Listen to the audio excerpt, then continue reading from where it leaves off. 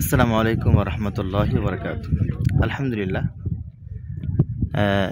এই যে আমরা একটা গুহা দেখছি, একটা পাথর।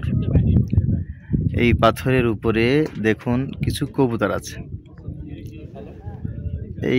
এখানে ছোট একটা রাস্তা আছে, রাস্তা দিয়ে লোকজন ভিতরে প্রবেশ করছে।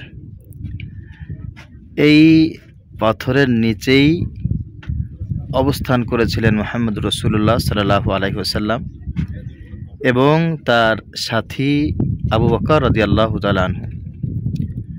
আর এখানে জিবরাইল আলাইহিস সালাতু ওয়াস সালাম এসে আল্লাহ পাক রব্বুল আলামিনের তরফ থেকে মেসেজ দিয়েছিলেন, ইয হুমা ফিল গারি ইয ইয়াকুলু লিসাহিবিহি লা তাহজান ইন্নাল্লাহা মা'ানা। এটা হচ্ছে সেই গারে সূর। মাটির পাদদেশ থেকে এই জায়গার উচ্চতা 750 মিটার, আর আমরা পায়ে হেঁটে 1500 মিটার অতিক্রম করে প্রায় 1.5 ঘন্টার বেশি সময় নিয়ে আমরা এখানে উঠেছি।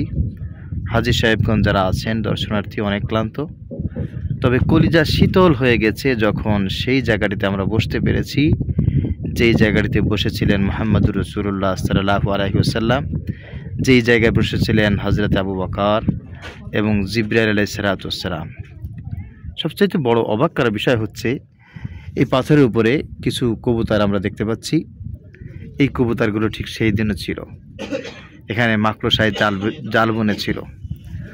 আল্লাহ পাক রব্বুল আলামিন নবীজি সাল্লাল্লাহু আলাইহি ওয়াসাল্লামকে এখানে দাওয়াত করেছিলেন এবং এই গর্তের ভিতরে ছিল একটি সাপ।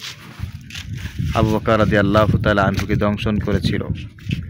আর এখানেই সেই সাপটি কথিত আছে মূসা আলাইহিস সালাতু ওয়াস সালামের যুগের থেকে এইখানে অপেক্ষা করেছিলেন, কারণ তিনি জানতেন, সেই সাপ জানতো যে এইখানে একদিন আখেরি জামানার পয়গম্বর এখানে অবস্থান করবে, যার জন্য সেই সাপটি অবস্থান করেছিল দীর্ঘদিন। আল্লাহ পাক রব্বুল আলামিনের মহান মহিমা, কুরআনুল কারীমের সেই বিশাল বর্ণনা এখানে আমরা দেখতে পেরে শুকরিয়া আদায় করছি।